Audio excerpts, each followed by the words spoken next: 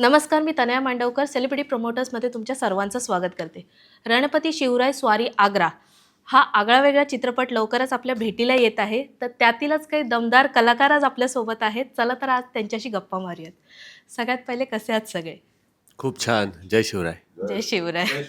Sir, मी पहिले तुमच्याकडेच येईन की स्वारी आग्रा ह्या प्रसंगावर म्हणजे तुम्ही हा चित्रपट केलाय, वेगळी काहीतरी कथा आहे. सो श्री शिवराज अष्टक ह्यातलं हे तुमचं 6वं पुष्पक आहे. सो कशी काय म्हणजे ते एक मोटिवेशन असतं प्रत्येकाला, कारण महाराजांचा इतिहास हा सगळ्यांना माहिती आहे, पण ते सादर करणं तितकंच एक मोटिवेशनल थॉट आहे तो. सो ते कसं काय म्हणजे तुम्ही हे केलात? अ, मुळामध्ये छत्रपतींचं चरित्र हो, हे एका चित्रपटात बसू नाही शकत. बरोबर. त्यामुळे आम्ही असं ठरलं की 8 चित्रपट करायचे हां. अष्टक म्हणून. आणि जसं एखाद्या भगवंताचं देवाचं स्तोत्र असतं, त्याला 8 कडवी असतात, त्याला अष्टक बरोबर. म्हणून ओळखलं जातं. तसं चित्रमाध्यमातनं चित्रभाषेतनं याचं 8 चित्रपट करून त्यातनं या ज्या घटना आहेत ज्या आपल्याला साधारण ढोबळमानाने माहिती असतात त्यातला तपशील दाखवून त्यातनं युवा पिढीला प्रेरणा द्यावी असं एक मनात होतं. त्यातून या संकल्पनेचा जन्म झाला. आणि मग ज्या घटना निवडल्या त्यातल्या काही पॉप्युलर घटना आहेत, प्रसिद्ध घटना आहेत, जसं बरोबर. अफजल खान आहे, शाहिस्ता खान आहे, हो, ज्याच्यावर आम्ही फत्ते शिकस्त, पावनखिंडसारखा सिनेमा केला, किंवा हो. शेर शिवराज केला, सुभेदार तानाजी मालुसरेंच्या पराक्रमावर केला. पण काही न माहिती असलेल्या गोष्टी पण आहेत, जसं कोंडाजी स्वारी. फर्जंदांच्या पराक्रमावर फर्जंद पहिला चित्रपट आपण केला.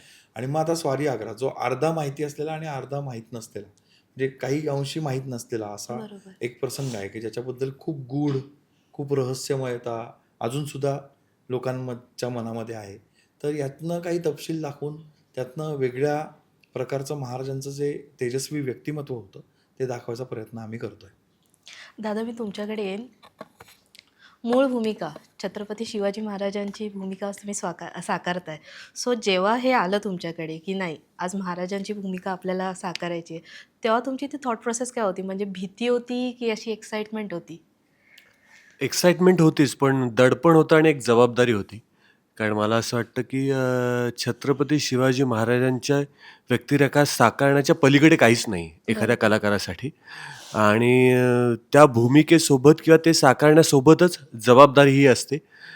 कारण चंद्रकांत मांढरेचं एक खूप छान वाक्य मला आठवतं नेहमीच, की त्यांचं वाक्य असं होतं, की ज्या दिवशी ही कापडं घातली त्या दिवसापासून त्या कापडांना बट्टा लागणार नाही, असं काही कार्य माझ्या हातून घडणार नाही. त्यामुळे आपसुकच मला असं वाटतं, की शेवटच्या श्वासापर्यंत ती जबाबदारी आहे, की त्या कापडांना कुठलाही बट्टा लागणार नाही. दादा, मी तुमच्याकडे येईन. औरंगजेब ही भूमिका तुम्ही आज साकारताय. सो जेव्हा म्हणजे हे तुमच्याकडे आलं तेव्हा एक बोलतो निगेटिव्ह रोल आहे तो थोडा. सो तुमची ती थॉट प्रोसेस काय होती की हा रोल एक वेगळ्यापणाने कसं तुम्ही सादर करणार असं? अरे वा, असं झालं मला पहिलं. कारण अवघड आहे. हो, आहेच, म्हणजे बरोबर. अवघड आहे. कारण हा बाकीच्यांसारखं फक्त शूर नव्हता, फक्त ॲडमिनिस्ट्रेटर नव्हता, हे दोन्ही गुण त्याच्यामध्ये होता. जो आपल्या वडिलांना कैद करू शकतो, भावांना मारतो एका तख्तासाठी, तो कोणत्या लेवलला जाऊ शकतो? डॉमिनन्स, बहिणीवर डॉमिनन्स, मुलीवर डॉमिनन्स, म्हणजे इकडे इकडे बघायचंच नाही. हां. आणि औरंगजेब समोर उभा राहणारा माणूस, त्याला कळायचं नाही की याच्या डोक्यात काय चाललंय, एवढा शुरूड होता तो. त्यामुळे एक कलाकार म्हणून अरे वा झालं. आणि लकीली दोन मोठे पिलर्स जे आहेत, शिवाजी महाराज आणि औरंगजेब, यांच्यातली ही लढत आहे. त्यामुळे दोन्ही पिलर तेवढे स्ट्रॉंग होते, त्यामुळे अजून चॅलेंज होता. मग ते तुम्ही टॅकल कसं केलं? कारण एक बोलतो ना, वेगळेपण प्रत्येक भूमिकेमध्ये असतो. USP ते असतं. ऑलरेडी टॅकल्ड होतं, कारण दिग्पाळ जेव्हा लिहितो तेव्हा ते सगळं टॅकल्ड असतं. फक्त जेव्हा समोर जाऊन बसायचं, ऐकायचं, चल शूटिंग करूया. आणि हे ते करायचं. आजपर्यंत, हो, हे आजपर्यंत जे 5ही चित्रपट, हा 6वा चित्रपट आहे. आणि एरवी सुद्धा आम्ही जवळजवळ 11 चित्रपट एकत्र केले आम्ही.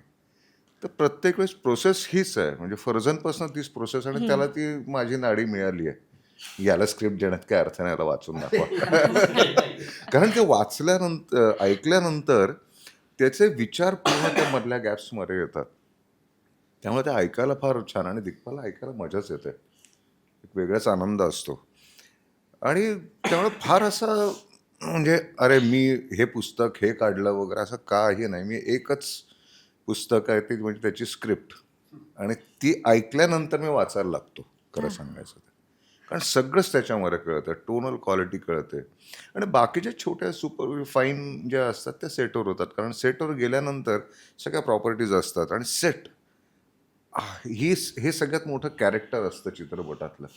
बरोबर. तर तिथे वावरताना अजून काय काय सुचत जातं. कधी मला सुचतं, मी विचारतो चालेल का असं, ते मला म्हणतो हा चांगलं आहे. मग काहीतरी पण हे वेगळं खरं काहीतरी. चांगलं दिसत नसेल, वाटत नसेल, नाही, मजा नाही, कारण त्याचं कारण त्याच्याकडे असतं की ओके. तसं नव्हतं असं होतं. ओ राईट. त्याला कित्येक गोष्टी लास्ट मोमेंट सुचतात सेटवर गेल्यानंतर. जसं आम्ही पावनखिंड करत होतो, तर सिद्धी जोहर असं खूप फ्रस्ट्रेटेड असतो, एकटाच असतो, आता काय करायचं पुढं. काय त्याला सुचलं, तो म्हणाले की सगळ्यात जवळचं त्याची तो आशिक कोणाचा असेल तर तलवारीचा त्याच्या. त्यामुळे तो म्हणाला तलवारीबरोबर नाचतोय तो, इज प्लेईंग विथ इट. आणि ते खूप लास्ट मोमेंट असं सुचलं होतं, ते सीन सुरू होण्याच्या आधी असं काहीतरी डोक्यात येऊन, अरे क्या बात आहे राव. आणि ते इतकं वेगळ्या पद्धतीने शूट झालं होतं की जबरदस्त. अप्रतिम. म्हणजे तसंच इथे पण खूपशा गोष्टी अशा त्याच्या डोक्यात होत्या. म्हणजे तो पूर्ण म्हणजे वाचन करतो, पण काही गोष्टी त्याच्या डोक्यात तिकडे सुचतात. तो म्हणा नाही आपण असं करूया, म्हणा अरे क्या बात आहे, अजून ते छान कसं दिसेल. छान दिसेल ते.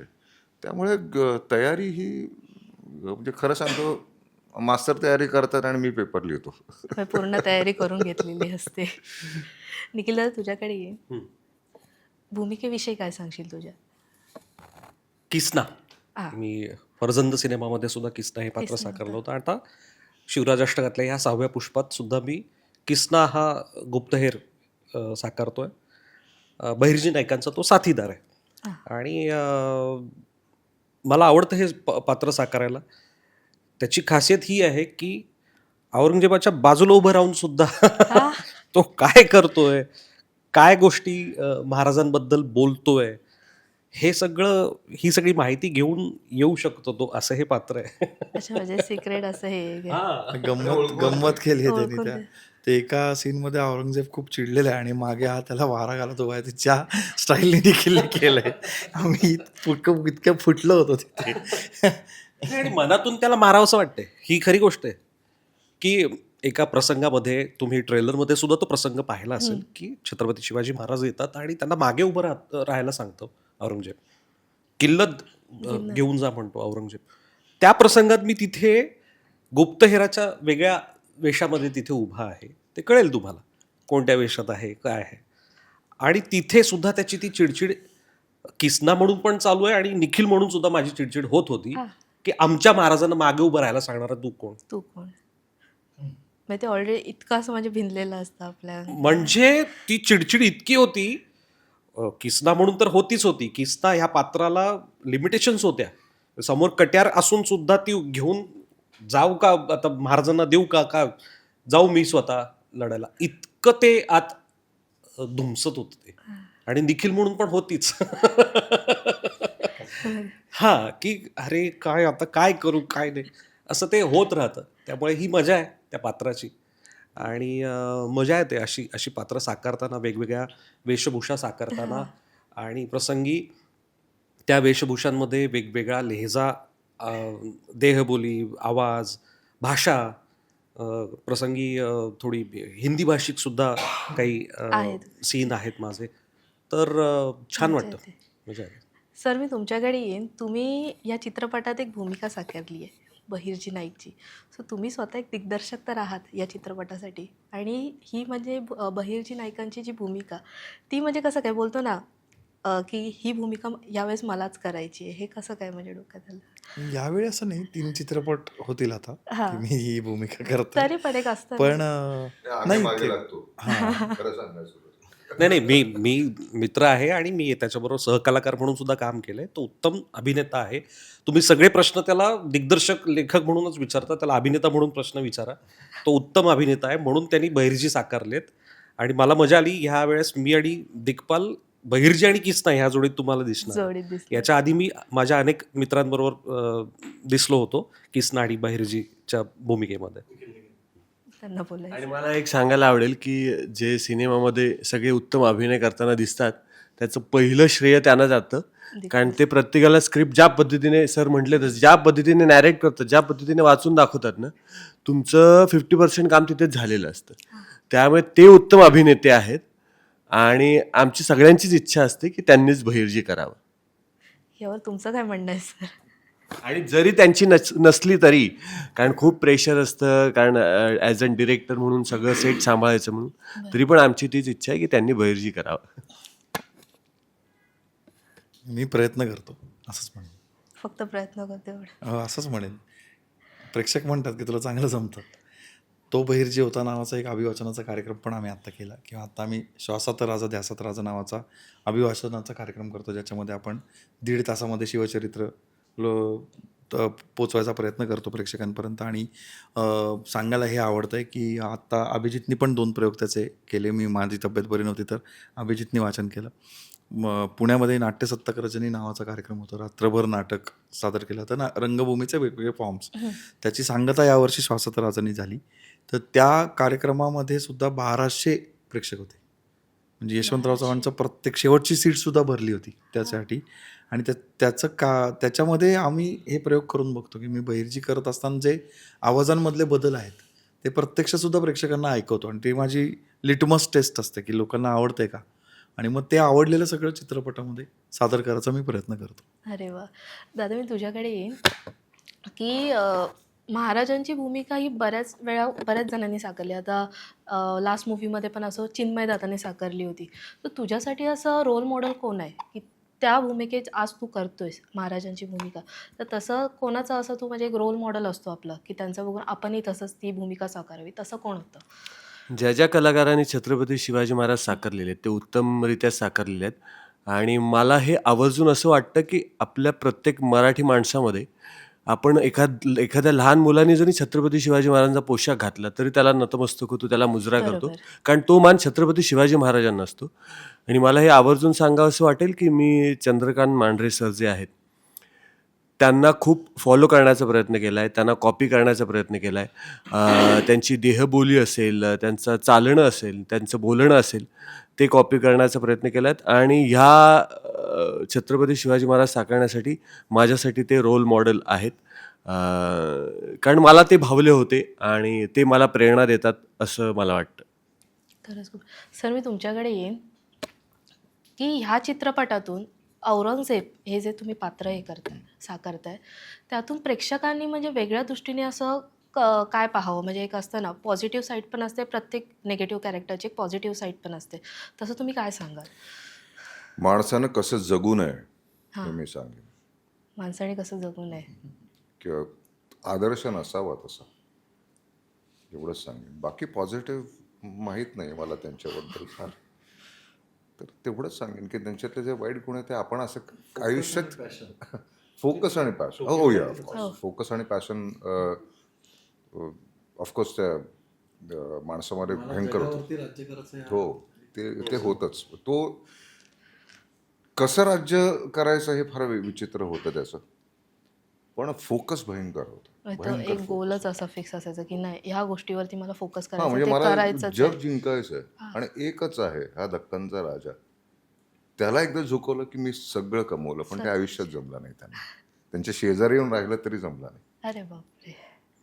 तर हे ते असं वेगळेपण होतं ते. हो, म्हणजे आता आपण औरंगजेबबद्दल बोलतोय, पण वाटतं की मला प्रत्येक ह्याच्यामध्ये एक असे वेगवेगळे फोकसची माणसं करायला मिळाली. त्यातला हा सगळ्यात जास्त फोकस्ड वाटला, हा आणि सिद्धेश्वर. भयंकर फोकस्ड असे 2 खलनायक मला करायला मिळाले, पण हा जरा जास्तच फोकस्ड माणूस होता. मग ती करताना पण तुम्हाला एक वेगळी मजा आली असेल right? हो, नक्कीच. तो फोकस जो होता तो गेन करायला म्हटलं ना की आम्ही त्या इन्सेप्शनमध्ये जातो आणि त्या इन्सेप्शनमधनं परत बाहेर येतो. त्या इन्सेप्शनमध्ये असताना एक कलाकार म्हणून भयंकर आनंद मिळाला, भयंकर. कारण खूप व्हेरिएशन्स होते त्यामध्ये. मुलीशी एक वेगळेच त्याचं नातं होतं, बहिणीशी वेगळं नातं होतं, सख्ख्या भावाशी वेगळं नातं होतं, आणि तो कोणाचाच नव्हता.